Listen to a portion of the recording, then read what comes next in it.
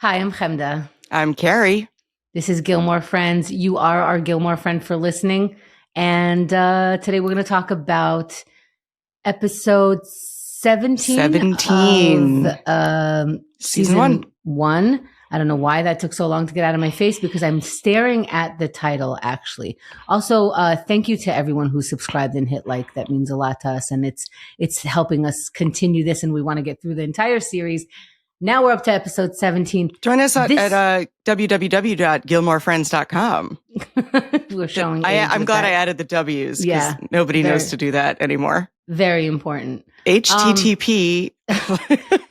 This episode is called The Breakup Part 2. Oh, because yesterday was Breakup Part 1? No, it's not. Yesterday, if we recall, was called Star-Crossed Lovers and Other Strangers. And I think this is my favorite title so far because the Breakup Part 2 without being a Part 1, I love it. And I'm glad because if they had called it Part 1, it would have been a spoiler. That's right. And I'm really glad you didn't even know that it was called Breakup Part 2 because when we left off for last episode, we were both surprised that Rory and Dean broke up, and you weren't sure if it would stick or he might like call the next day, and turns out they were just in a fight, whatever it was. But they're broken up. In fact, the first scene for the first time starts exactly where it ended in the last episode. Yep. So that was fun. Rory and Lorelai are hugging basically at the entryway of the house because Rory just said we broke up. So Rory's talking. Lorelai is surprised because how could you not be? You got dressed up. It's a 3-month anniversary. He said he has big plans and you're broken up by the end of the date. Like that sounds, if I was a mother in that position, I'd be a little worried about that because what could possibly happen? I would demand to know what happened. Which she was trying to get. Which she did. I mean, she did the motherly, what happened, honey? And Rory just shuts her down. She's like, I don't want to talk about it. Not only that, she said, what happened? And Rory told her everything that happened on the date like a robot, except for we broke up. Yeah, she talked about the meatball and how she also made the waiter feel weird for saying it's a mother-daughter thing, refusing to explain. And then she left the meatball in the pile of pile of rubble that was the car. Yeah. Yeah. And like, obviously something else happened other than you forgot the meatball. You got broken up with, I guess, which is very strange. And Lorelai says, come on, I know there's more to the story than what you're telling me. Rory's like, well, he just broke up with me. Okay. He didn't want to be my boyfriend anymore and he broke up with me. Okay. Very confusing. Rory starts putting everything in a box that reminds her of Dean, that Dean has set his eyes on, that he touched one time. Yeah. Which this is a very popular trope. And I always wonder if people, women, girls, actually do this. Do you have ex-boyfriend boxes? Have you had that? Did you do that? I have. I think when I was this age, when I was Rory's age, I would put, but I don't think I ever actually threw them out. Because I knew I might regret that when I was elderly. And there was a lot of mementos, but I do remember a specific boyfriend when I was her age. I boxed everything up and then I hid the box. Oh, yeah? Because I was like, this is the flower he gave me and the necklace. And I put everything, it was like a shoebox. And then like, put the shoebox in the back of my closet on the floor, like forget about it. And then, I found it 3 years later when nothing bothered me as much. And I was like, oh yeah. It? Yeah, it was some VHS tapes, which I'm glad I kept because they were of me, not naked, not nothing illicit, but just like to see myself at that age is like funny, Yeah. So, like I think pictures are cool because it just stamps a time that you did things. It doesn't matter that it's with whoever. You could have had girlfriends, boyfriends, every kind of friend that you just maybe aren't friends with anymore, aren't linked to, or still are. And I didn't have a box for a boyfriend. I had a box that I would put just letters that I wrote to friends, some that I never mailed, letters that I got from friends. Because what we used to do is my friend did like a student exchange thing when we were in high school. I can't even believe it. I didn't even know we had that program. All of a sudden, she's, in Europe. And she sent me letters. And recently I brought it over to her house. I'm like, look at these letters. We used to pass letters in school. She sent me a letter. So I had all of those. And the reason why I brought it to her house is I'm getting rid of this because it had its fun. I used to have Limelight, little stub things from something or promotional things. I had my school ID from high school, and I got rid of most of it because I'm just like, I don't know. I get it. This is how I felt before. This is maybe a birthday card from a boyfriend. I don't need it anymore. Yeah, that collection gets smaller. When I go through everything, but I am very sentimental about like personalized things like that. So like, I did save my love letters from high school and like, some other little mementos of a relationship I do save. There's been one time in my life where I was in such a rage that I got rid of photos where like I tore them up and then I tore them up and left them in his trash can. Ouch. Zing. Yeah. Take that. So he would find them later. And like that was, but that was not my usual MO. Usually I'd be like, I can't, because you're mourning the person you were, blah, blah, blah. But the first one is unbearably hard. I was amazed, and I know this is not Rory's style, this is more my style, that she didn't come home like scream crying. Oh, really? From being broken up with. But she's not that emotional. She's not like that, right? She hasn't cried over anything. She didn't cry when she got a bad grade, and that I think is the worst thing that has happened to her. Right. She's not a big crier so far. I thought we have seen her cry though. Yet, no? Yeah, we have. Yeah. I don't know. I don't remember, but I don't know. I wasn't. I think I got into sort of that manic thing that she got into as well, where it's like, you know what, fresh start, I don't care, and then the drop happened later. I think that's more what happens. I've done it both ways. Yeah, but I think at her age, I was more immediate to drama, scream, cry. Yeah, like, I can feel it. I get that. Especially if your mom is your best friend and your best friend's like, what happened? That's when you would break, Right. Just even trying to talk about it. Yeah. I've even done it in my adult life where I get broken up with and then wait like a month before I cry because I'm like, oh, that's done. Better keep moving, Yeah. And then like weeks later, you get the right person at the right time saying, are you okay? And then you just freaking lose it. Yep. Which has happened. Yeah, it's a lot of managing way too many emotions that are. It's a lot. It feels unmanageable at the time, but there she is putting everything in a box and including Colonel Clucker. If we all remember, Rory was at her door watching Dean, survey her room, and he picked up the turkey, and so now she doesn't want anything to do with it. I think, and you tell me what you think. I think Lorelai was right to save the box. Yes. Because she's on a weird roller coaster ride of emotion. She could always throw out the box. So Lorelai hides it. Would you have hid it from? Yes, I wouldn't have gotten rid of it. Yeah. Me neither. And I think Lorelai she kind of did all the right things in this moment. I think so too. She pushed a little, but then backed off. And she didn't push too hard. Right. Or get angry that she wasn't getting information. Right. She didn't. But she did say, did he try something? Which might have been where my mind went to Me too. And we've talked about how, why are adults talking to their kids about did something happen sexually? But this was different. I think she asked it very appropriately. Did he try to go faster than you were ready for? Yeah. I think that's a fair question. She seems crazy right in this moment. Like Rory is looks out of her mind in this moment. So right. So I don't think that question is out of left field or weird. Yeah, I agree with that. We cut to next morning. Yes. And we find out that Lorelai has a fuzzy alarm clock. Of course. Which never works usually, right?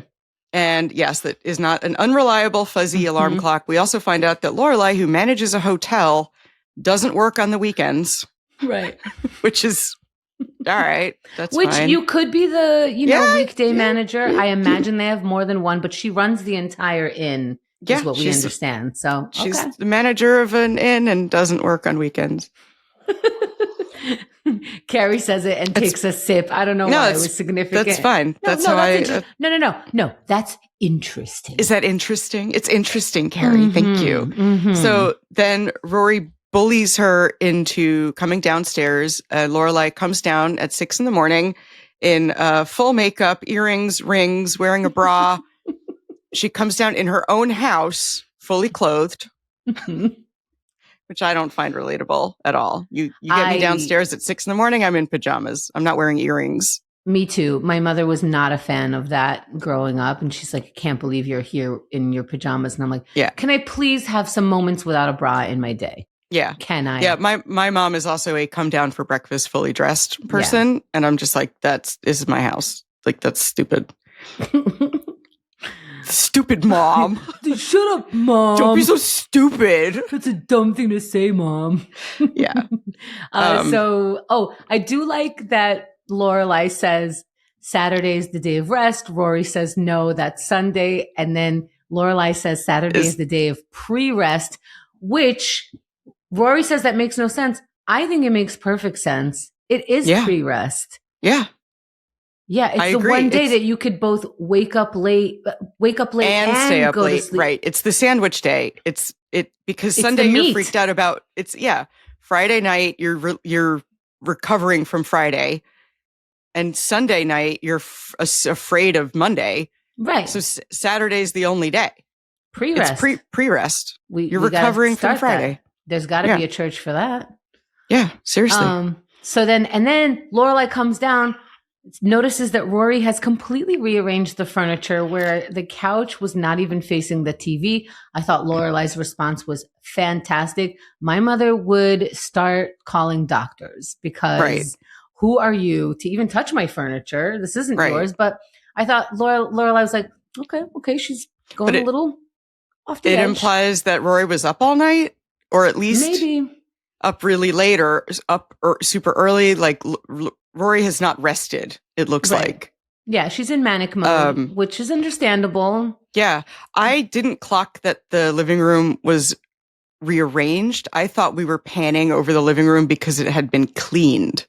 Because that's my coping, is to micro clean little pieces of my apartment. So I thought we were panning because it's clear Rory's been up all night cleaning, and then it was rearranged. Oops. You know what? Would that be tempting to make you mad if I was your roommate? Go clean. What? Just you would just piss me off just so I would clean? I mean, I wouldn't, but I always found it really something that some people, when they're upset, when they're having strong feelings, clean up their place, because I have historically neglected myself when I'm feeling too much. So that means neglecting my house, neglecting like the whole thing, and just being in crazy mode, in unmanageable mind type mode. So people have all kinds. I kind of envied it, and I know that it's very much not the right thing to say, like, oh, OCD is not a superpower. ADHD doesn't get you like this focus with the meds and stuff. Like it's not. There are people who have said, hey, you have a superpower with all of your atypical or neurodivergencies. And I know better than to say that, but I will say I used to be jealous of it. Oh. Mm-hmm. Thanks. Yeah. But no, if you were my roommate and you were making me sad so that I would clean, it would make me hate you. Yeah, no shit. Yeah. I would not resent the way to make you. Friends. Yeah, that would be a terrible. I'd be like, wow, not only is Chemda a slob, but she's manipulative. Right. What a You're jerk. a terrible roommate. I do pay the rent though. So, but anyway, Rory's in manic mode. She's making lists of all the things that they need to be doing on the weekend, getting garden hoses when they don't have a garden. Maybe they'll plant a garden. All of this stuff is going wild. She's writing the list. Lorelai takes the list away from her. She tries to get her a little bit to come down from this. I could only call it manic sort of state, mini manic, you know? Yeah. She's hepped up on goofballs. Like she's really up. And she's very determined. Yes. Motivated, ambitious. Yeah. Yes. And I've gotten that way, you know, when I'm upset, I'm just like, all right, new day, new me. Everything's going to be perfect. I'm on it. I got this going. I got that going. And Lorelai starts listing breakup movies to watch. Mm-hmm. Do you have a breakup movie that you go to? No, I've always had like emotional movies. There's a movie, Crazy Beautiful, it's more like Depressive Minds that I go to, like when my mind starts becoming dark. I lean into it sometimes with a dark movie, but Crazy Beautiful is I haven't watched it in a long time. I wonder if now that I'm older I would relate to that. But it's just it just shows how like a version of being upset, you know? Yeah. I like watching people and their fully upset thing. Yes. There's a movie Candy about a couple on heroin, and I used to cry to that. So I definitely have crying movies. But breakup movies. So you lean into the sad in movie form? I lean into depression movies more so than breakup movies. Yeah, that makes sense. Yeah. I had a breakup one time that was really bad, and a friend arrived and she said, I'll never forget. I was like, your friend for life. And she is. But she said, I have a bottle of wine, a box of popcorn, chocolate, and Kill Bill volumes 1 and 2. It was like, what? Like, you have a kit? Like come in. Of course you are welcome here. Kill Bill? Kill Bill was a great fuck that guy movie. Okay. Whoa. Right? Okay, yeah. That is the general vibe of Kill Bill. Like, I never thought of whatever Kill you Bill. think about Tarantino or the plot of the movie or whatever, right. it is kind of a girl power movie, you know? Oh, I never really considered that. And a redemption arc movie. I don't know. So that was the right move that day. It was so great. Yeah, so that's what Lorelai was trying to get Rory to do, is to sit and wallow. And I like that she had her focus for a minute, and Rory said, you know what? I don't want to wallow right now. I'm not ready to wallow. That's not the mindset I want to be in. But she did also say, I don't want to be that kind of girl, the kind of girl who just falls apart because she doesn't have a boyfriend. I understand that, because her logic is starting to come in, and it's like, what am I going to cry over a boy? And she's like bullying herself over it. At the same time, let her be manic for a bit. It'll get there. She'll crash. So, and Lorelai lets her have that later crash. Like, okay, fine. Let's do this. Let's do this list. Yeah. I mean, the trick with that is, though, you don't know where you're going to be when you crash. Right. Because you don't know, like, you could be buying garden hoses and like getting pedicures, and then all of a sudden you're like at work or something. That's the thing. I thought like, oh, luckily it's 6 a.m. on a Saturday, not on a school day, a work day, all of that stuff. Yep. She's going to be with her mom buying these garden hoses and whatever nonsense she has on her list. So if she does crash, her mother could just take her home. And I think that's a pretty decent plan. Yeah. Mm-hmm. No, I know. I love to be broken up with on a Friday night, because you have the whole weekend. You have the whole weekend to figure it out. It's great. Well, I'm glad both boyfriends are listening. Hey guys, if you're gonna break up with us, can you like just kind of do it on a Friday night? Thanks. Okay, we can move on. I got dumped one time before a really big show, and while he was dumping me in the process of being broken up with, I was like, how could you do this before my big show? And he was like, there's never a good time. There's a slightly better time, sir. Oh, it had to be that night. Slightly better time. Yeah. Get out of here. I mean, I always had a big show coming. You know, like there's always something on the horizon. Well, were you backstage? No, this was the day before. The day before a big show. All and I was like, was like, how could you break up with me before my big show? Never a good time. I was like, all right, let's schedule it. Like, let's look at our calendars. I can't go through this. It's true. It is true that there's never a good time, but there is Right. sometimes a slightly better time. It's true. It's like getting sick. Like, there's good times not that there's ever a good time to get sick, but I recently got over being sick, and I'm glad I didn't have a giant expensive vacation planned. Right. For example, like I got sick, I missed some parties, missed some of, events, but I didn't lose out thousands of dollars on There we go. See, you know what I mean? So there is a better time. Okay. Yeah. So then they start walking to Luke's. And they can't go any regular way because each way has a percentage chance of running into stupid Dean. Yes, at 6 a.m, but we'll let that pass. We're avoiding Dosey's Market because he could be there at the 6 a.m. shift, I guess. We couldn't go past the school because he could be playing football at 6 a.m. with some friends. Oh my God. We couldn't go past Peach Street because he could be on his lawn as we walk by because that's the street that he lives on. All right. It's more of a feeling, Yeah. Because you could just face forward and keep going. It's not like he stands outside of the market in his house and all that stuff, But okay, that's for us. I'm annoyed that Lorelai indulges this a little bit because she could have first day. I know. Yeah, I see. She's being gentle with her where you're not fighting logic with emotion, because emotionally she doesn't want to go by and you can't be like, well, we'll see him, we can avoid him. She doesn't do any of that. She's like, all right, let's go climb through the garbage to get there. Yeah, she even makes it like a nice thing. Oh yeah, it's like we're G.I. Jane, but we get to keep with our hair. Yeah. I also like the line, what did it? Oh, trash doesn't, it's a good thing trash doesn't talk except on Sesame Street, which I thought was very funny because I didn't realize that Oscar the Grouch is actually trash. Right. That's true. I didn't think he was trash. He's just the Muppet that lives in the garbage can. Right. Yeah. He's not trash. That's just his house. He's not talking trash, right? But I guess technically he is. That's wild. I didn't. Yeah, I didn't. I gotta rethink some things. Can we record later?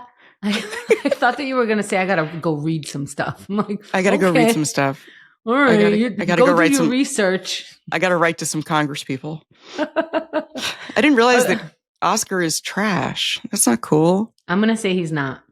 I don't think he is. I think he's. But so Lorelai is wrong in this case. Yeah, it's not like when you're homeless and you live in a cardboard box. You are now cardboard box. Exactly. You're not like an Amazon delivery. Okay, delete that. Let's keep going. Yeah, delete that. We won't keep that in. That was very strange, Chemda. So we finally end up at Luke's. Yes, and it's the Breakfast Rachel. Club. Oh yeah, is serving coffee just like on Friends. Rachel serves coffee. She's wearing Luke's shirt. And serving coffee. She basically has a neon sign over her head that's like, we had sex last night. Yeah, basically. Yeah, basically. That's the most you could do on the WB in the year 2001. So Lorelai says, oh, Luke put you to work. And Rachel says, oh, and then she says, so you're going to be hanging around here for a while. She was like cringing. Yeah, she doesn't really hide it. No, she does not. So this is a 6 a.m. conversation where you're like, so you're gonna be here for a while? Yeah. And then she even follows it up with, that's nice. God. Very believable, Lorelai. Yeah, Do good you work. Have a flush? Yeah, good poker face. Yeah. And then Rachel is just so casual and so like she's on a movie screen just going, yeah, we were kind of up late last night, so I let him sleep in. Everyone's winking except for the child going like, oh, cool. Yeah. Anyway. But also Rachel and Luke talked about Lorelai. Yeah. So Rachel shouldn't be this breezy. Like, that's kind of a power move that she's like, oh, yeah, we were up super late last night. I told him to sleep in. You know what? Yes. she has every right to be that way, but also she never says it's snarky. She is pretty breezy about things, and she is treating Lorelai like Normal. what. Yeah, like what Lorelai is saying. Like, this is a buddy of the guy that I apparently am living with now because Yeah, exactly. I decided. Welcome to Stars Hollow. I don't think she sticks around. I'm surprised she lasted this long. Yeah. And so then they finally sit. Rory says something that I have actually felt, which is, I feel like everyone can tell. I have been dumped so hard that I feel like people can feel it. People can see it on my face. Whoa. And like what, in school or something? Because you don't live in a small town. In school, at work, I just feel blown out. Or it's that line in Graceland where like losing love is like a window in your heart. Everyone can see you're torn apart, something. Oh. Okay. But I feel like everyone can see it, that you are a broken, like hollow person, hollowed out, zombified, walking around. Your soul has left your body. It's very possible. In New York, people leave each other alone when they're in that state. In fact, I think every woman that I know has had an I'm crying on the train moment where another woman just passes you some tissues and keeps it moving. I've passed the tissue and I've gotten the tissue passed to me. And solid women of New York City, thank you so much. You get it. You get it. If we're crying on the train, we're just crying on the train. I just need to let it out before I get to work. And then I could be a person. So so she feels like it though, because Rory feels like everyone's staring at her because she lives in that kind of town. In this case, she is correct. She doesn't mean it the way I mean it. She means it in that the town is so freaking small and nosy and everybody's in your stupid face that of course everyone literally does know. And I don't know how, because that's the night before, but... That's the night before. And Lorelai also says she doesn't recognize any of the people in the diner because she's never in there at 6 a.m. Until Miss Patty walks in and she nearly cries as if there was a death in the family, saying, oh my goodness, it's all my fault. I'm the one who told Dean about that job. I thought they were so perfect for each other. And at this point, I'm like, yo... These are 16-year-olds. As much as I absolutely feel for them because it is crushing, it is 16-year-old level crushing. And you should not be crushed by this. You should have moved on 5 seconds after you heard the news. Right. And like be there for her, you know? Yeah. Like, not you, her mom. Okay. Yeah. So she's like, give her a hug for me. And that's fine. Then we get back to the table. Was that Sean Gunn? That was Sean Gunn. Ah! Boom! I don't know. No, I don't know if I can count this because literally any guy that you don't know on the screen, you yell, is that Sean Gunn? Yes, so I did. I don't know if we're... And I got it. And I nailed it. Eventually I was going to be right. And today's the day. That is Kirk. Kirk was on the table, talking to Rory, telling her, I never liked that guy. He apologized to Lorelai. I should have told you that I never liked that guy. And once again, this is the small town. We're supposed to know it's a small town and everyone's involved and it's very much a lot. So what happened then? She doesn't. She looks. Oh, then the pancakes order. Oh, so. Oh my God. Lorelai goes up to the counter and says, Rachel seems pretty comfortable here, doesn't she? Yeah. She looks good in your apron. Lorelai, you try so hard.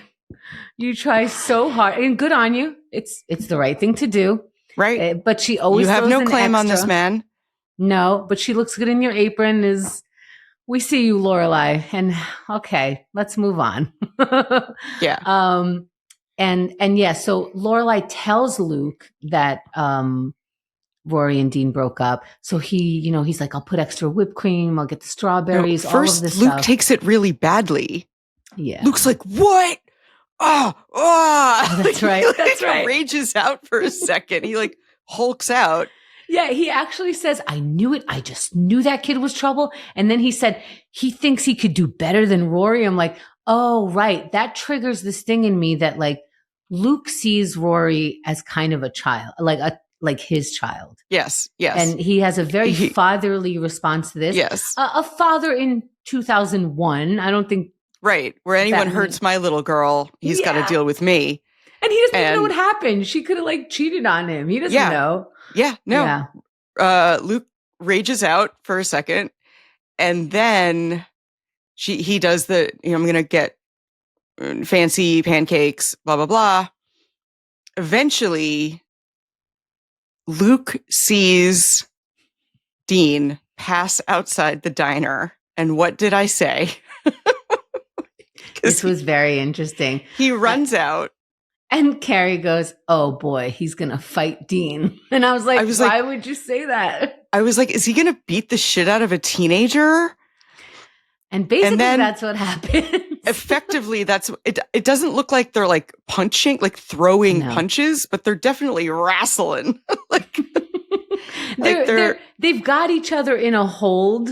Yeah, they're headlocking each other. What the hell? It was so inappropriate. I'm so glad, awkward. I'm so glad you were laughing. I've always been, what's the word, befuddled by that. It's so confusing. I recently listened to Scott Patterson, who plays Luke. I listened to what he thought about that scene, and he said, I know it wouldn't fly right now in 2023 or whenever he said it, but it was funny at the time. I had a fun time filming it, and it was, he thought it was funny. Other people thought it was funny. I thought, the kid is 16. This is a very odd choice. The kid is 16. Luke is huge. Yeah. As a man, as a fully grown person. Yeah. And he just went out to you can't get coffee. And Dean, again, because he's so confident and weird, is yes, I am. Right. And he's not from my place. There's only one source of coffee in this whole town. It's the best source of coffee. There are other sources of coffee, but this is the place. One Starbucks in Stars Hollow, and this whole show falls apart. Because nobody would go to Luke's. Or people would have an alternative. They would still go to Luke's. But if Luke was you can't come in here, you hurt the girl I like's daughter, someone could be oh, that's okay, I'll go to Starbucks. I mean, if the proprietor of a place goes, you can't come in here, I'm okay, I'm 16. You're allowed to actually tell me where I'm not allowed in, especially if you own the joint. So, but they wrestle outside. Eventually, this made us both crazy. Eventually, Lorelai and Rory come out. Very, very, very awkward. Well, Lorelai's the one who broke up the fight. Lorelai breaks up the fight. I had a question. I never thought this before. Where's Rachel in all this? She's serving coffee. Her adult boyfriend fighting this youth. Yeah, exactly. The new guy she slept with last night is raging out on a teenager. And she's still in afterglow, sex glow, serving coffee in an apron. Little hussy. Yeah, but what would Rachel think? She didn't see it. Yeah, we never addressed that. Nobody in the town is why did you beat the shit out of a teenager? Miss Patty would let that go?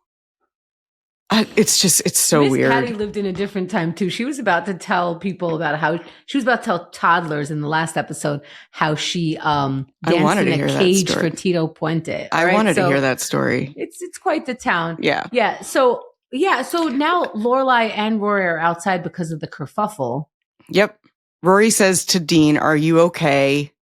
And he goes, "Yeah," or fine. "Yeah, I'm fine," whatever. He doesn't engage. And walks away. Then I notice that Lorelai has her bag. And I'm so they're going to go? They made this big song and dance about the pancakes. I wanted to see pancakes. There's a lot of ordering food and not eating it on this show, I feel. Yeah. But they didn't have to write that in. They could have written a different way that Luke expresses comfort or concern to Rory, but they wrote in this conversation about pancakes, and then they break up a fight and they both leave. Yeah. The pancakes are uneaten. Maybe it's they're in her purse. It's going to bother me purse. forever. They're in her purse. Just keep thinking they're in her purse. They're in her purse. in her bag, like that coffee cup. Yeah, that's right. And then we cut to back home. Lorelai and Rory have gone shopping. They seem very pleased with all their crazy purchases. Lorelai says, "Are you happy?" And Rory says, "I appreciate a job well done." Yeah. And I'm like, oh, this is easing your unmanaged brain right now. And this is allowing certain things to work well. Oh, that worked well. My brain feels a little more calm. Yeah. And Rory goes into the room and Babette comes in through the back door, completely out of her mind. Yep.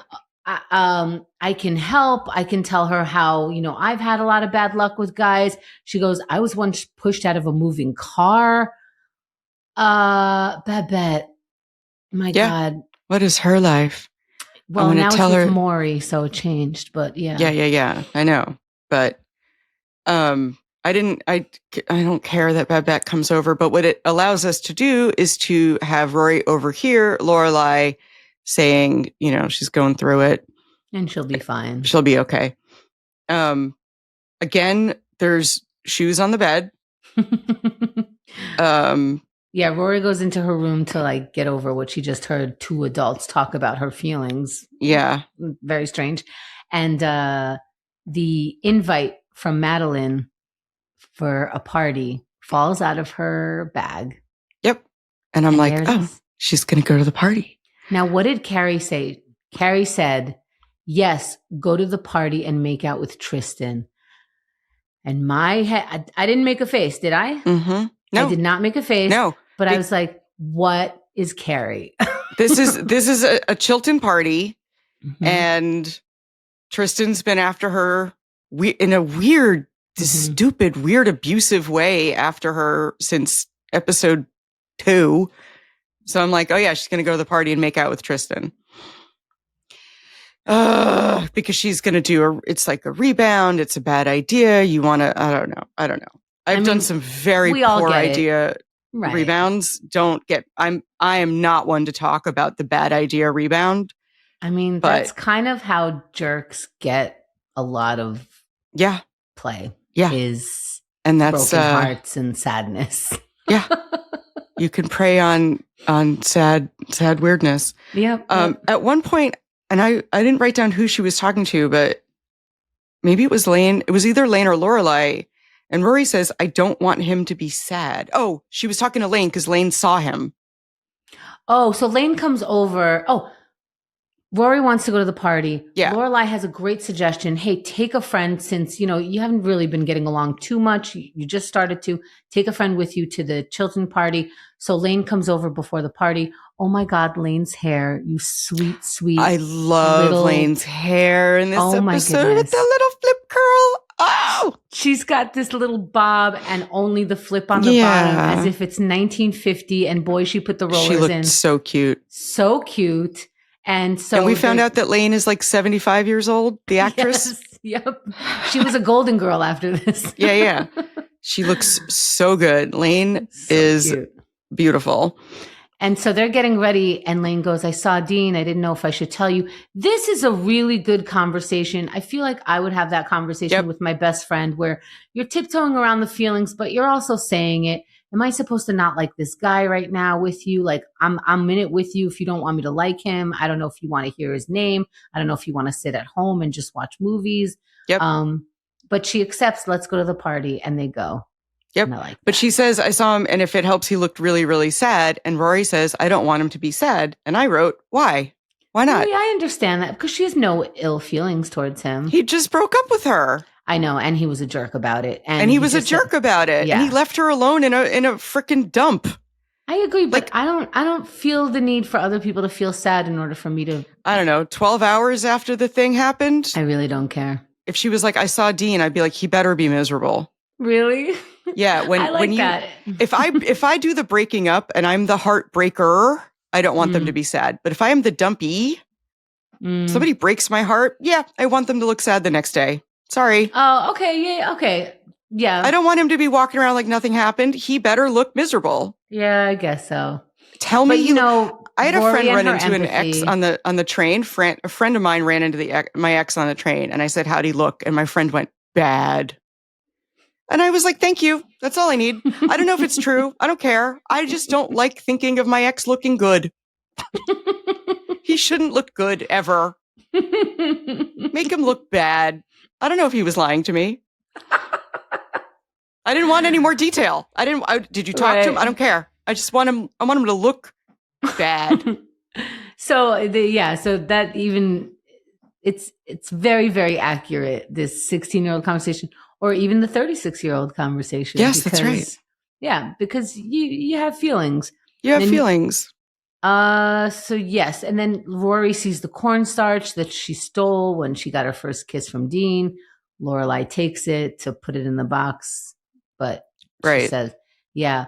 And I'm curious about this now, and I never really considered it because I don't know that I've been to super rich people's houses.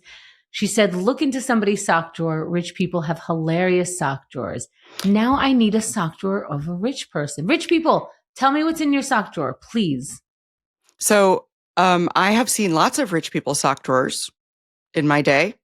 Yes. And I don't think they're that interesting. No? The interesting thing is that they're not as cram-packed as poor people's sock drawers. Okay, well. Because they have more space. And they don't have to keep the ones with kind of a hole in it. Right, exactly. So all of their underwear is like new. Yeah. Always. And like the bras are laid out like in like layers. Oh, that's nice. Rich people can like put bras down flat in a drawer. Oh, mine are just sort of stuffed in, Well, you'll know I won the lotto when you look in my underwear drawer and it's just all nicely put. I'm going to put something really interesting in my sock drawer for if you ever come over to my place, you can look in my sock drawer and I'll put something just weird in there. Can I have permission to look in your sock drawer and pretend like I didn't and think that I'm sneaking around? Yeah. Okay. And I'm going to fill it with like onions. Just be like, what? That's where I keep them. Where do you keep your onions? Are you poor? I saw this TikTok video and it turns out onions in the sock drawer. No, I do it because I'm wealthy. Wealthy people keep onions in their sock drawers. Of course. I apologize. What are you? What do you keep socks in there? Like a hobo? And then the kids are off and Lorelai is left behind. She looks in the closet to put away the cornstarch in Rory's box and pulls out her box. Own box. And what does Carrie say? Do not go to Max's house. And I'm That's what I said. What is happening in this show? Because these are tropes that I was raised with based on shows exactly like this. So I go, I wasn't paying attention. So it's all a big She's fun going to surprise. Max's. She's freaking going to Max's. Then, can we just skip over the Sookie scene? Must we? Lorelai goes to Sookie's house. Sookie is having a manic episode. She's afraid because, what's his face? Jackson. Well, okay. Jackson's in the kitchen, probably ruining her pots and pans, cooking for her. This scene is only so that Lorelai can go to Sookie's house and borrow the car. So we can skip it. We can say she borrowed the car. Yeah, but Sookie and Jackson are doing fine, is what we learn. Yes. And they're having cute couple crap. Pretend arguments.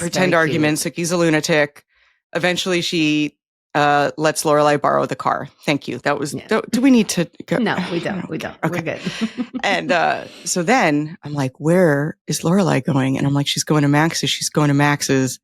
Don't you dare go to Max's. And for a split second, I thought she might have been going to the party. And I was like, yeah. Which would have been insane, but going to Max's is also insane. Yeah, and she goes to Max's, and I'm so upset every time Max opens the door, and it is yet again revealed to me, because I'm one of those people who watches the show and go, please change it today. Even though I saw this a million times, I don't want this to happen right now. And so, of course, Lorelai is feeling nervous, so she goes into a rant that, once again, so much to memorize. And I know for a fact that, like, the script for this show is very strict. If there's an in there, if there's a specific word, it's everything. Not ad-lib, So she had to memorize that. She basically she started with Rory and Dean broke up. And I'm like, hello, you're telling her teacher she doesn't want this, but okay, whatever you want. Yeah. She's trying to keep it under wraps so the whole world doesn't know. But Chilton, cool, Lorelai, you're having feelings. So yeah. Okay. She does a long rant about how she's a hypocrite because she said you get over people, but she's not over him. Big snooze fest. Really? I'm just so disappointed in her. Yeah, it's annoying. But then I remember that she's even young, you know? Here's the thing. I totally get having a constant missing feeling and doing the wrong thing, going back to the guy that you're not supposed to. However, I do not have a child, and this child, the guy is not the child's teacher. Everyone has been talked to that should have gotten you out of your haze of doing the wrong thing in this particular scenario. I don't have lack of empathy for the feeling of, I just want to be with this person. I totally get it. But, Max, your job was on the line. Your boss had to sit down and have a chat with you. You're on kind of probation there. And Lorelai, your child had her bully have something to confront her with and told the whole school because you decided to make out in her school. Like, you've both been spoken to. You've both had to say a very sincere apology, and you both got fed humble pie. But that's how strong your quote connection is or whatever. I don't know. Yeah, they're both going to blow up their lives. They're like, they're both going to make a very bad decision and blow up their lives to what? To be together? They can't help it. Yeah. They can't. You had to borrow your friend's car. You had to drive out, and then you still went through with it. And you know what? Yes, she's the instigator, but like a vampire, you let her in, Max. And I don't know. You know what happens when you let the vampire in. And it's exactly what happened. But first we cut to maybe the Sookie, the Sookie having Jackson over was meant to be like, had Sookie not been so distracted, she would have said, what do you need the car for? And then Lorelai would say, go to Max's. And then she could say, let me talk you out of that. You need to come in. We're going to watch Kill Bill. Like, there's got to be a better idea. Like, what you're going to do is a bad idea. And maybe Lorelai doesn't have enough friends in her life who can say that. And the one friend who could was distracted that night.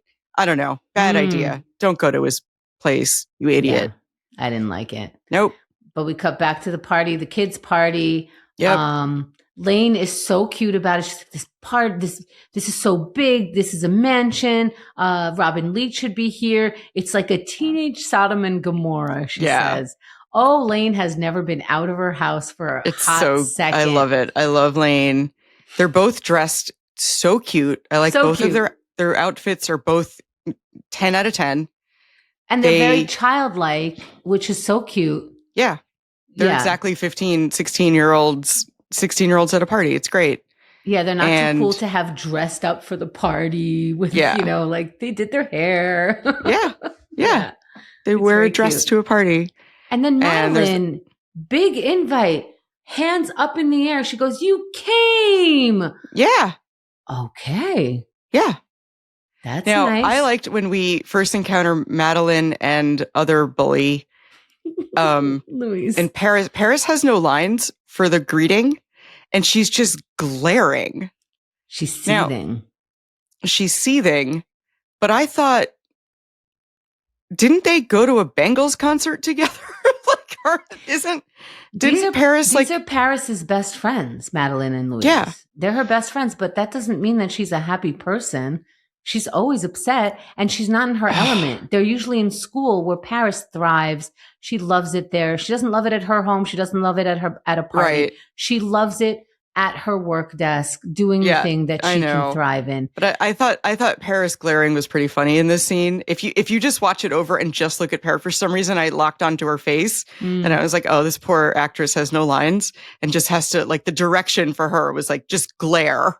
So she did a good job. Yeah. She did great. I mean, she nailed the direction, but how awkward. Good Lord. And then Lane introduced herself, and I always love this line, even though it's so rude. Hi, I'm Lane. And Louise goes, as in walk down A? And she goes, yeah. Yeah. Yep. That's exactly it. That's right. Summer, as in the season. Yep. Yeah, right. Exactly. That's true. Paris is in the place. Yeah. Paris is in the city. Totally. Mm-hmm. Yeah. I love it. Yeah. And then two guys come behind, one behind Louise and one behind Madeline. And because of course they always have dates. They always have boys fawning over them. Yeah. And they say, "Ooh, when's the tour of the hot tub?" What? You've seen the hot tub. Madeline is just completely clueless and not having at fun. night. Well, I think it was Pool House too. Oh, the pool house. Okay, yeah, whatever. Because hot tub, I would have been like, "Where's the hot tub?" Like I was the initiator of like, "Let's all go to the hot tub." Bold, very bold. I had no chill about hot tub nearby. It is fun. We'll do anything to get. Louise said they haven't. Can you do that voice again? We haven't. Tana, wah. What voice? They haven't seen it at night. They haven't seen it at night. And Madeline's confused. And I love this line. Madeline, you're not confused. Think, process, focus. Oh, I missed that line. What was I writing for that? I think. No, I didn't write it. I missed the line. Thought, what was it? Process, focus. Madeline, you're not confused. Think, process, focus. I love it. And Madeline's like, "Oh, right, we're getting laid. Anyway, okay, bye." Right. Bye. And then we find out how annoyed Paris is to just be there at the party. Right. She says these are the same exact people we see at school, except now we get to see them dance. And in my head, I was like, right. Like, that's what a party is. Like, all right, you nailed the definition of the party. Plus soda and chips. I don't get to have that in my house. That's a party. That's cool. I like everything is French. Mm-hmm. There's an Orangina is there. It's great. I loved Orangina. I know. It's so good. That was because I don't drink. That was my bar drink. I would have the bartender just put orange juice and seltzer together. Mm-hmm. Make my fake Orangina and sip on it. Unfortunately, they put it in a different glass than what they put alcohol in. And so you can always tell I wasn't drinking, which was such a problem to so many people. I have started ordering what I tell the bartender I need it to look like a drink. So can you put ginger ale with a lime in it in an up glass? That's a smart move. You took me way too long to figure that out, though. Yeah. That you can just tell the bartender.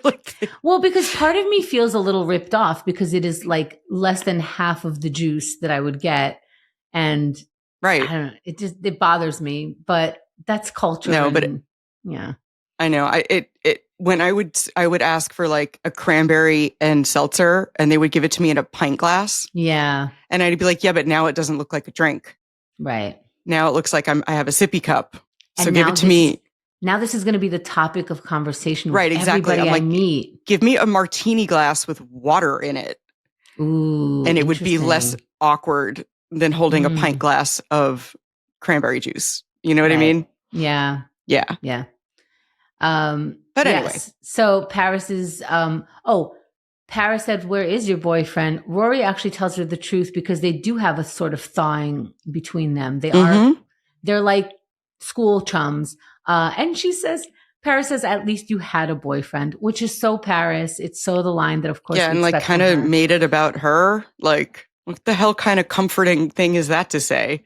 We broke sad. Up. At least you had a boyfriend. Be like, all right, or sorry. Like, right. And then Rory says, "Where's the drinks around here?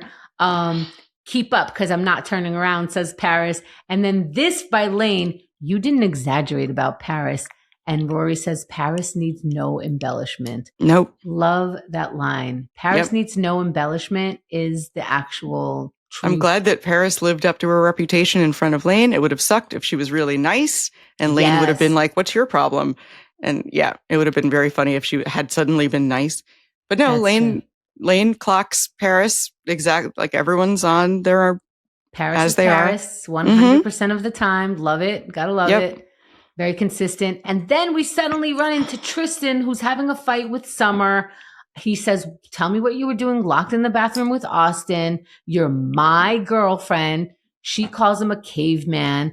And she's clearly like, "Hey, get off my butt. This isn't going to end well for you." And of course it doesn't. She broke up with him in the middle of a lot of people watching. I think she got off on it a little bit. But and I know we're supposed to feel bad for Tristan, and I do a little bit because but he didn't want to talk in front of people only when she was the one talking. He was the one saying, "Hey, what are you doing here? And come over here and do this." And as soon as she said, "I don't like this," he goes, "Can we do this in private?" You started in public. Also, you are such a jerk. The fact that you have a jerk girlfriend is no surprise to anybody. You guys belong together. And then you belong broken up. And then everybody belongs just dancing because you're Dance it out, kids. Dance it out. Dance off, pants off. I feel for him a little bit because I'm an I don't idiot. feel for him. Okay, good. I still have not. Again, I feel like we missed an episode or something where we are supposed to change our minds on Tristan. I don't know. What did I miss? A lot of Gilmore Girls fans love him, thought that like Rory should be with him. So this is like good news. And she might still be. We don't know. But I don't know. Saying, but in this episode. But the only thing we've gotten about Tristan so far is that he has a harder life than we think he does. He's known Paris since they were kids. Mm-hmm. But I have not seen anything redemptive about this character yet. Yeah, and having a hard life is it's not good enough to be treated poorly. Yeah, you still have to not be a jerk. I'm sorry. Yeah, or you could be a jerk, but it means I don't want to be friends with you until you stop treating me this way. You're actively treating me like a jerk. You're I can fix him. But, he's a jerk, but I can fix him, Yeah, he's just a rich, cute kid. He's a very good-looking kid. Sometimes you can just be a jerk, a good-looking jerk. That's it. Right. It's not, that happens to people. So Paris goes home because Paris goes home because it's 10:30. So, and the only Korean boy at the party. I was going to say, I was like, I want to meet Henry.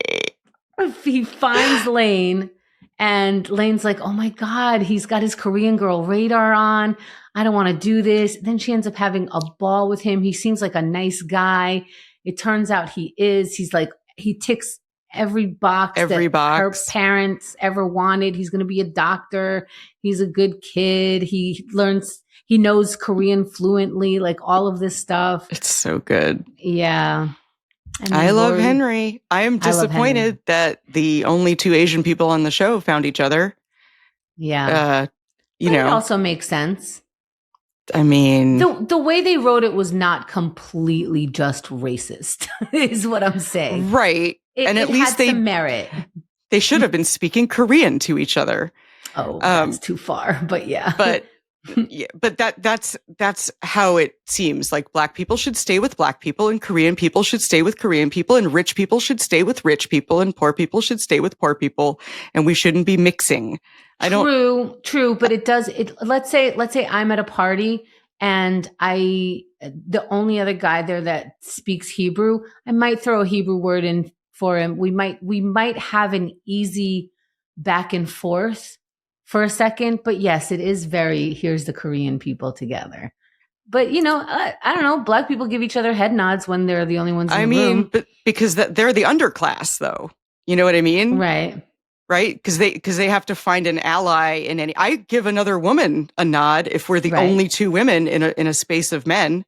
You know what? And bringing up the train again, when you're on a car and it's late at night, and so there's not a lot of people on, women end up sitting next to, like, close to each other instead of on opposite sides of the train. So you'll find like a small cluster of, they're not like right next to you. They still give you your space. No, but I'll sit, given the choice, I'll sit opposite a woman on a train. If all things equal, like, if there's obviously a better seat or whatever, and it's time of night, but like, you don't want to sit next to the lunatic, and I will lock eyes with a woman of any color in a room full of men. I'm just saying, like, I will naturally, my eyes will naturally seek out the other woman in an only men space. For example, in the green room of a comedy club. Yeah. I find the other woman, and she better be white. Just kidding. Just kidding. But like, so I get the like, find what you perceive as an ally. I don't like it when writers write that the only two people of color find each other on a show. Yes, there is. South Park has made fun of this.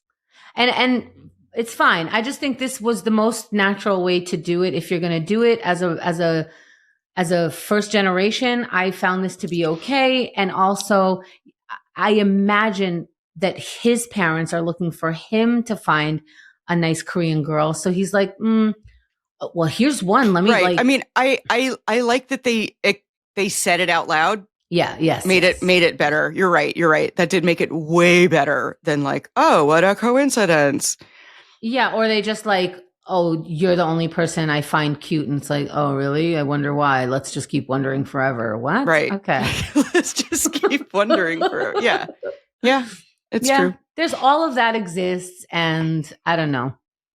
I also know that there is Amy Sherman-Palladino's friend, the best friend Korean woman, this is based on her loosely. She's on set and kind of giving the okay over certain Korean things that are happening. Right. Now, I said that very weirdly, but you get what I'm saying. Like there is a co-signer here saying like, yeah. Yes, and this is better than a lot of shows do it. I'm just, and also, P.S., I would love for Lane to find somebody nice. Right. Somebody that she can be open about. Yeah. And somebody that gets her family history. And like it would be a bigger shorthand to my parents are crazy strict. Oh, I get it. Yeah. That's true too. So I liked Henry immediately. Yeah. And I thought it was very funny. I don't think we're there yet in the show, but when she's like, I'm falling for a guy that my parents would like. I was like, yes, that is the worst. I can see how annoying, because it just proves them right somehow. Yeah, exactly. And it's like, I didn't even have the opportunity to like, hey man, I get to date whoever I want. Out of all these people, I happen to fall for the one, person who's somehow in my lineage, possibly a cousin. My God. Yeah. How did this happen? I know.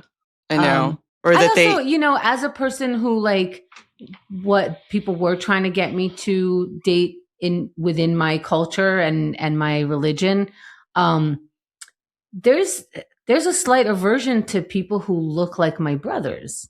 Yeah. I don't date guys who look like my brother. Right? There's something about that when you have siblings. It's like, I don't want to be like, you look like my brother. I don't need to know all of your family's traditions. I think I can get to know other family traditions as well. Like that's not a burden, Right. So right. There was that. Yeah. But then we head over to Max's place. Yes. And they're making out. Like heavy making out. Heavy. Yeah. Standing smooching. Yes. And then they decide they can't smooch and they should sit. And Max puts a side table between the two of them.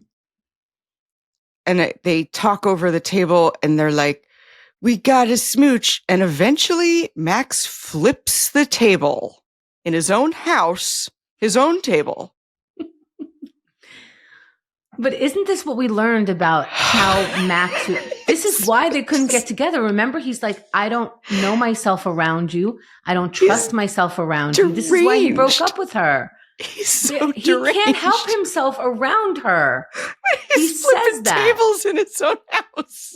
He put the table there and then he flipped it to get to her. Do you know how hard I would laugh if that happened in real life? Even if I was horned up, I'd be like, dude, you just flipped your own table that you placed there a second ago. What are you doing? That's how much Lorelai does it for him. No man has ever done that. I've never gotten a man that wound up. What can I say? She does wear some good sweaters. She wears some tight sweaters. They look good. You're saying my sweaters aren't tight enough, or I could have a man flip his own side table? Hey, you're telling me, I've never made a man respond to me that way. Terrible. Okay, and then we go back to the party after the throwing of the table. Oh my God. And Lane is still falling harder for Henry. Paris watch stopped and she goes home. So Rory is left with kind of nobody. So she sits to read. She sits down with a book. But she always carries a book. This is very on has brand. A book. Not this weird. Makes a lot of sense. And she's bored. And that's what she wants to do. Do it. I think that's cool. I mean, you would get made fun of back in the day. I've been made fun of for sitting down at a party. Right. Let alone having fun like we have. I was sitting down, still engaged with the party. Damn. And someone was like, "What are you doing sitting down at a party?" And I was like, "Oh," and I stood back up. Wow, that's a lot of pressure. I'm eating. I'm relaxing for a second. That's fun. I know. Too. I just have to get off my feet for a second. Wow. I'd worked all day. I was exhausted. I sat down. Somebody immediately was like, "Why are you sitting?" Ironically, that's probably me when I was younger. I was like, we're going to dance and everybody's on the dance floor and blah, blah, blah, and we have to be on 1,000. Come on, get your level up to me. Blah, blah, blah. Oh, God, I must have annoyed so many people. Oh, God, I was that girl. I was having a good time. I really genuinely thought that's the only way to have a good time. I did not understand that other people have other ideas of a good time. Right. Or that there's an ebb and flow of the energy of a party. No, I mean, it's not surprising that I ended up being one of the, MC and dancers for bar mitzvahs. Like, come on, everybody, we're going to be on the dance floor. Right, the party starter. This is all I wanted to do. Yeah, and when people want the party to end, they bring me out in pajamas and I just sit on the couch until everyone leaves.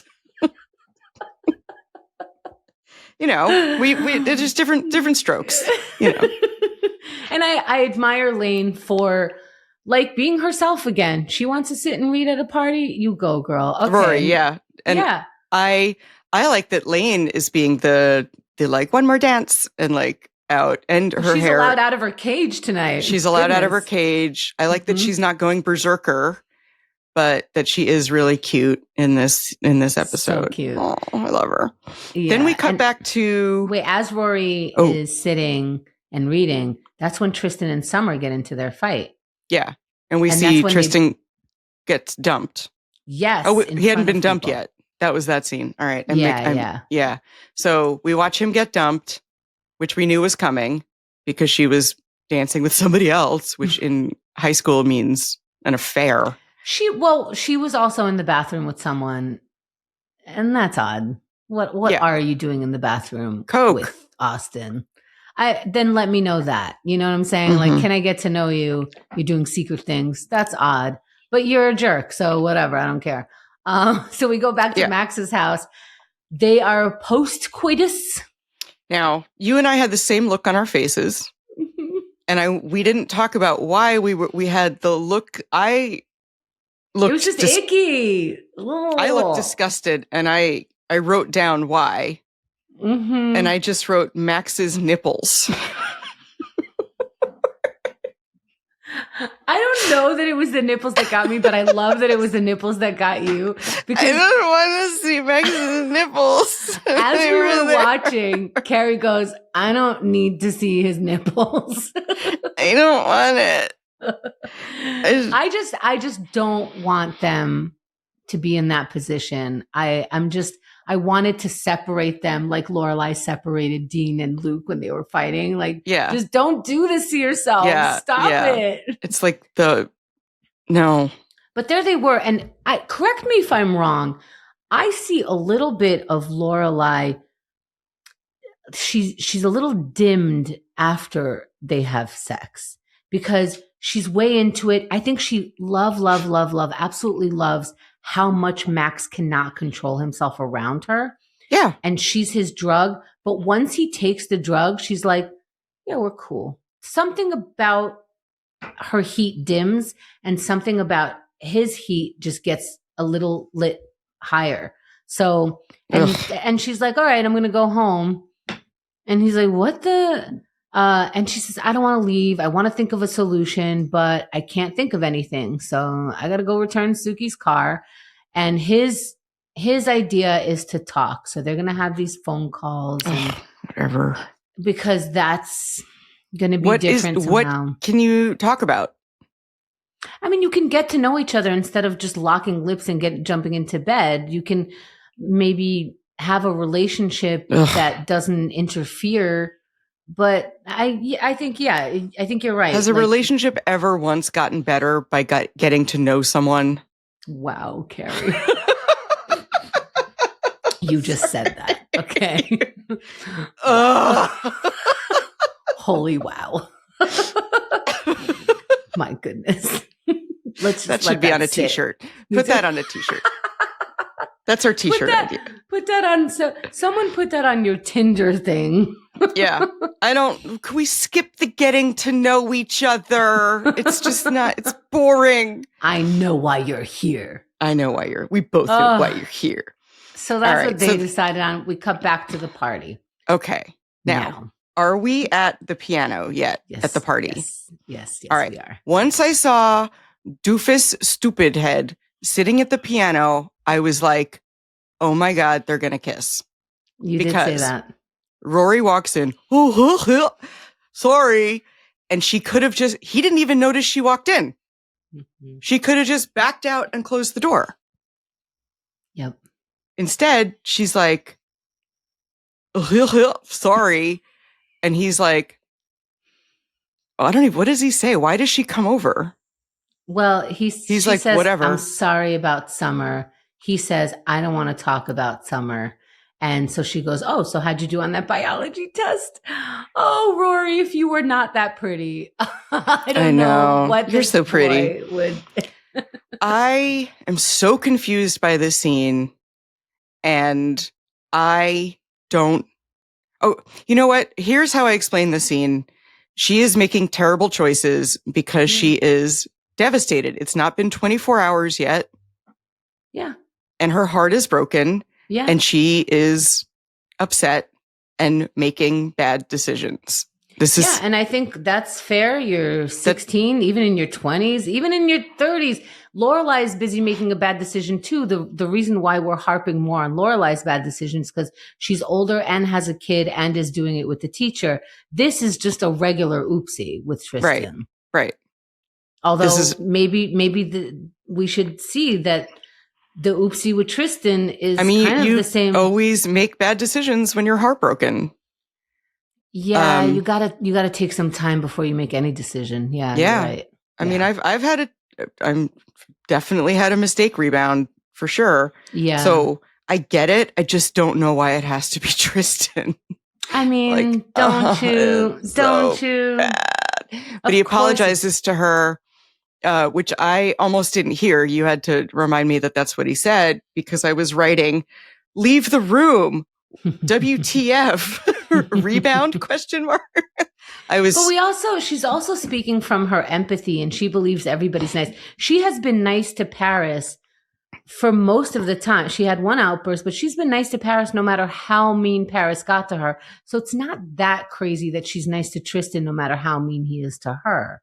Yeah. Right? Like Paris is the one who spread who spread about her mom and the teacher. Paris is the one that gives her grief all the time. Paris is her main bully and she's still nice to her. So it kind of makes sense with the way they set up who Rory is that she would be nice to this bully as well. Yeah. Yeah, it does.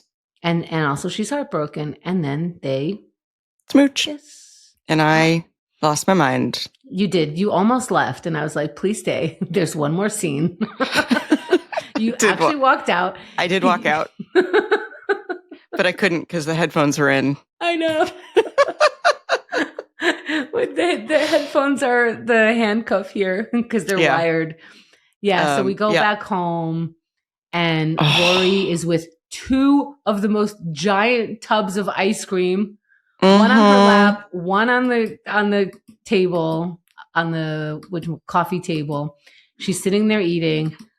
Lorelai comes back from her romp and Rory goes, I'm ready to wallow now, which I love this scene. So heartbreaking. I love it. I know. This poor thing. Puts Rory's head on her lap as she calls for pizza with everything. I love what a small town this is. She basically goes, hey, Bob, it's Lorelai. Can you send me pizza with everything? Okay, thanks. She hangs up. No phone number, no address, no Yeah, nothing. no. It's the pizza's just going to show up. Also, And it's like 11 p.m. at this point at because least, yeah. Paris left the party at 9:35. 10:35. 10:35. Oh, it's got to be later than 11 because it's a half-hour drive. Let's call it. Let's call it. She left at like 10:35. That's exactly when. Yeah, then there was a little bit of reading. It's basically midnight pizza. Okay. Yeah. So, but that's what you do when you're in a town of freaks. You know what? I bet the pizza place was closed and they're like, oh, for Rory, who just got dumped by her boyfriend? This is important. Fire up the ovens. We'll send our delivery person, Rachel, the new girl. This is for Rory. We'll be right there. We're going to send Luke to beat the shit out of anyone who hurts her. Luke, who didn't get arrested. Goodness. I don't know. It's great. That was episode 17. I would have named this episode The Sad Meatball. Oh. I would have named it The Wallow. Oh, nice. Yeah. I like this episode better than the last one. I thought it was more interesting. I'm going to give it a yellow flower rating. Ooh. Ooh, Gilmore Friends, very appropriate. Very appropriate. Do I know why yet? No, you don't. I just gave it a random Gilmore Girls reference without knowing? Highly, yes. Oops. Yes. Damn. Yeah, I believe, yeah, definitely. Specifically yellow? Specifically yellow. Holy shit. Specifically yellow. All right. And it's a good episode for you to say this at, and only my Gilmore friends out there know what I'm talking about, and I can't wait until you do. I'm putting yellow flower rating, and you write it down later. I guess I'll know what that means one day. Interesting. Yeah, you will. Give me some trivia. Yes. Here's the trivia for season 1, episode 17, The Breakup Part 2. March 15th, 2001 is the air date. And today I'm going to do trivia a little different. I'm not going to ask you trivia. I'm just going to tell you. Here's why. I can't come up with reasonable questions for this just because I'm trying to get to like give you the information. So I'm just going to give you the information. Or I could say, Dean and Rory, go. No. All right. Give me yes, you don't have to ask. Okay. Dean and Rory dated in real life. Yes. So Jared Padalecki and Alexis Bledel, they revealed that they had, it was what they call a brief dating thing. One of them called it silly. Another one called it a fling. They both mentioned that it wasn't that serious, but it kind of coincided with like the first season. So they were dating during some of that taping. Awkward. I just thought that was cute. Yeah. And it was casual enough. Like I like the way both of them have spoken about it separately. Like we both knew it was casual. It wasn't like a big heartbreak when we stopped doing it. It was just like, let's just go out. So that's cool. Number 2, Tristan, who is Chad Michael Murray. This was Chad's first recurring role. Before getting the role of Tristan Dugray in Gilmore Girls, Chad did some modeling. And he was in one episode, a guest appearance as Dan on the MTV series Undressed. Never saw it. Okay. Wow. Yeah. Okay. All right. And Chad Michael Murray describes his character Tristan as, quote, the kind of guy that you know you shouldn't be around, but you kind of want to be. I think he got it. All right. I think so. Let's see. And years after Gilmore Girls, he and Padalecki, who is Dean, were roommates while filming a movie called House of Wax. Nice. Isn't that cute? So That's he really cute. enjoyed like his clashes with Dean on screen because they were actually like good friends. They were friends in real life. Yeah, I love that. Yeah, I thought that was cute. Yeah. And the third one is Alexis Bledel, Rory Gilmore, said this about her audition for Gilmore Girls. Quote, I was very sick. I was a student at NYU and they kept calling me back to audition. I think I went like 6 times. Oddly, I wasn't a very seasoned actor at all. I didn't know the process. I grew a tad bit impatient. I had a little attitude, and our boss really liked that a lot. She was like, "That's our girl." So of course she's Wow. referring to the boss as the creator, Amy Sherman-Palladino. So Yeah. it's so 6 times to come back. Yeah. Brutal. Wow. That is brutal. I mean, but they had to get it right. I mean, they had to get it exactly right. You got to, but that would be brutal. She is right. The 5th audition, you think they're going to decide, and then they call you in for a 6th one, and you're like, what do you need? Like, what else can I show you? What other words can I say out of my face that still come out of this face? Yeah. But I mean, thank God they nailed it, or the show wouldn't be the show, And people go through that for corporate jobs. They come, Now they do. Yeah. Oh, yeah. Because now it's a buyer's market. Yeah. Yeah. And of course, the 4th one, you nailed it. Kirk was in this one. Sean Gunn. I did it. I finally did it. I was so happy.